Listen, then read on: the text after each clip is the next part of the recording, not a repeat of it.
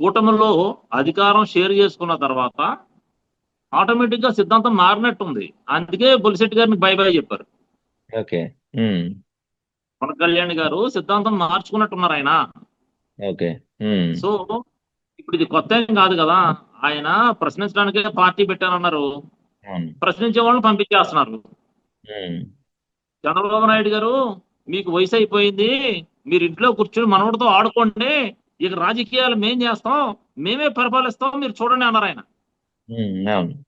ఈ రోజు ఏమంటున్నారు, మీ అందరికీ నా మీద అభిమానం ఉందేమో, నాకు ఎక్స్పీరియన్స్ లేదు, చంద్రబాబు నాయుడు గారికి ఎక్స్పీరియన్స్ ఉంది, అందుకే ఆయన నేను మద్దతిస్తున్నాను, మీరు కూడా ఇవ్వండి రా అని చెప్తున్నాడు జన సైనికులకి. ఉమ్, అంటే right. ఎంత మారిపోయిందో చూడండి, పార్టీ ఏ స్టేజ్ నుంచి ఏ స్టేజ్కి వచ్చిందో ఒకసారి ఆలోచించండి. ఉమ్, అవును. ఇప్పుడు జనసేనకి చేసిన వాళ్ళందరూ కూడా చంద్రబాబు నాయుడు గారి తొత్తులు కాదు.